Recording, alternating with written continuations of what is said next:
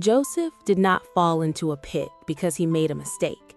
He was thrown there by the people he loved the most, stripped of his coat, stripped of his dignity, and left in a hole in the ground while his brothers stood above him, listening to his cries for mercy. Sold for pieces of silver like he was worth nothing, carried away in chains toward a foreign land he had never seen. And yet, heaven was not silent, because sometimes the pit is not punishment, it is positioning. This is not just an ancient Bible story. This is the story of what God is doing when your life makes no sense. This is the story of Joseph. Joseph was the favored son of Jacob, not because he was perfect, but because he was chosen. His father loved him deeply and gave him a coat that made that love visible, a coat of many colors that spoke loudly to everyone around him. But what truly set Joseph apart were not his clothes, it was his dreams. Dreams so vivid, so powerful that they could not be contained. Dreams of sheaves in a field bowing down to his sheaf. Dreams of the sun, moon, and stars kneeling before him. Joseph spoke what God showed him, but the people around him were not ready to hear it. The ones closest to him did not celebrate the dream, they resented it. Because favor often exposes insecurity, and the more Joseph shared his dreams, the more his brothers' hearts filled with jealousy and hatred. One day, Jacob sent Joseph to check on his brothers in the fields. As they saw him walking toward them in the distance, wearing that coat, carrying that innocence, they did not see a brother. They saw a reminder of everything they envied, and jealousy turned into a plan. They whispered to each other, plotted in anger, and decided that this dreamer had to be stopped. They grabbed him, tore the coat from his body, and threw him into a deep pit in the desert. Imagine the fear. Imagine screaming for help and hearing laughter instead. Imagine begging your own family for mercy and watching them sit down to eat while you cried below them. Then came the final betrayal. A caravan passed by, and they decided to sell Joseph as a slave, for silver, for profit, for convenience. They walked away free. Joseph walked away chained. But what they did not know was that God walked with him. Joseph arrived in Egypt not as a prince, not as a dreamer, but as property. No rights, no voice, no future. Sold into the house of Potiphar, an Egyptian officer. Everything that once defined him was gone. His family, his homeland, his coat, his freedom.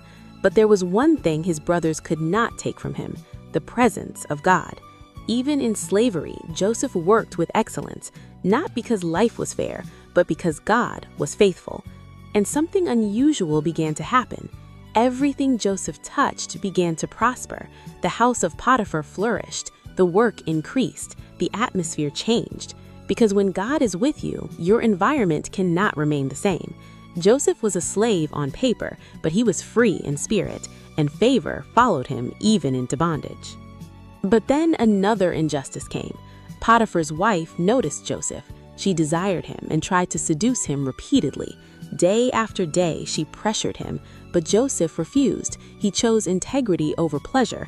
He chose obedience over temptation. He chose God over opportunity. And for doing the right thing, he was punished. One day, when he ran from her advances, she grabbed his garment and used it as evidence to lie. She accused him falsely. She twisted the story, and Potiphar believed her. Joseph, who had done nothing wrong, was thrown into prison, again stripped, again humiliated, again punished for righteousness. Sometimes obedience does not lead to reward, it leads to waiting. Prison was darker than the pit, slower than slavery. In the pit, he at least knew something had just happened. In slavery, he had work to distract him. But in prison, there was only time. Time to think, time to wonder, time to ask God questions with no immediate answers.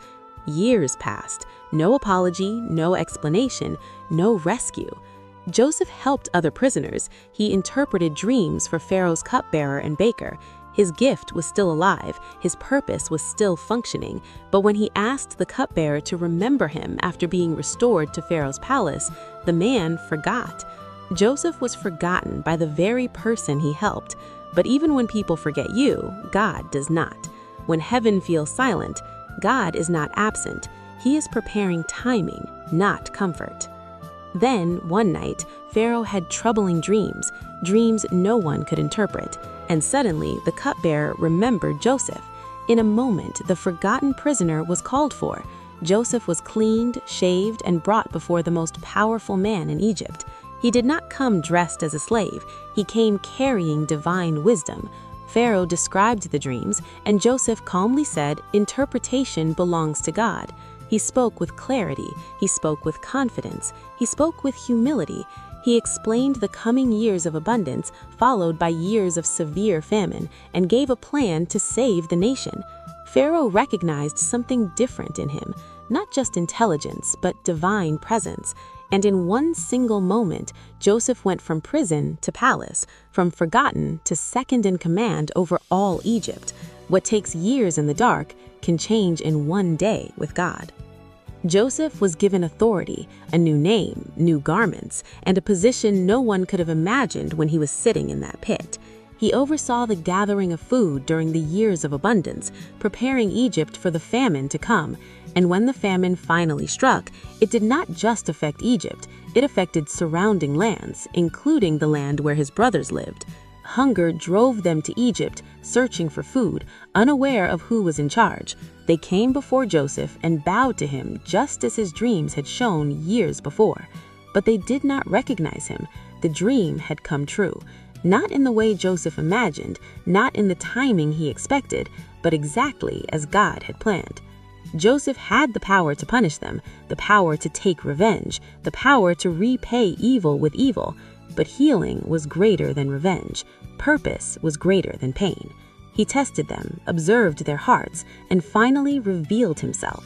His brothers were terrified. They expected anger. They expected punishment. They expected the worst. But Joseph wept. Tears fell as he embraced them, and he spoke words that echo through history. "You meant it for evil, but God meant it for good."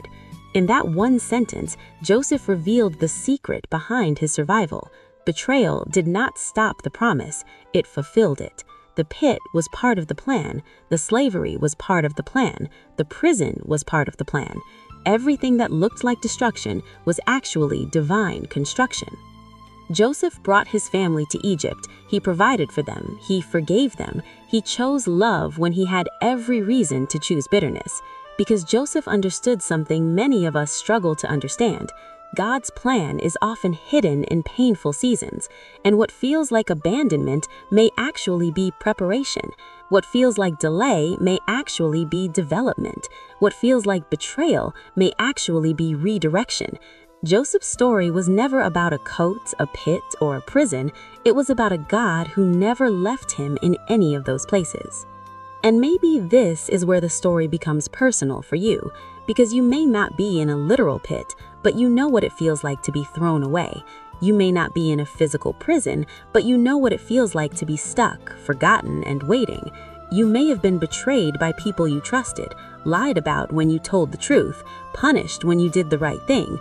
You may be wondering why your life has taken a path you never expected, why your prayers seem delayed, why your dreams feel distant.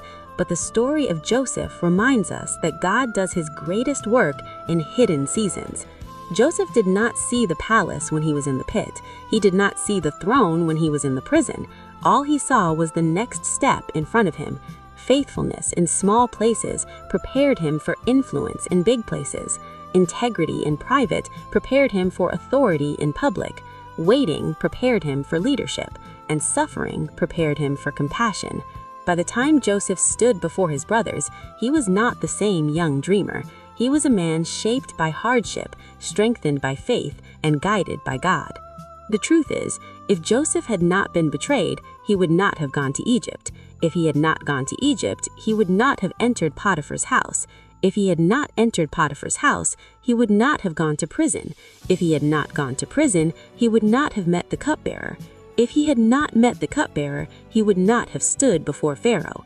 And if he had never stood before Pharaoh, he would never have saved nations from famine. Every painful step was connected to a greater purpose he could not see at the time. Final message. If you are in a pit right now, you are not forgotten. If you are in a season of waiting, you are not wasted. If you have been betrayed, you are still chosen. God is not done with your story.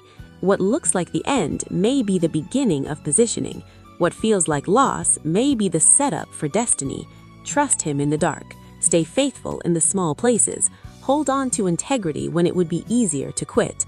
Because the same God who walked with Joseph through the pit, the slavery, and the prison is walking with you right now. And one day, you will look back and realize that every painful chapter was leading you exactly where you were meant to be.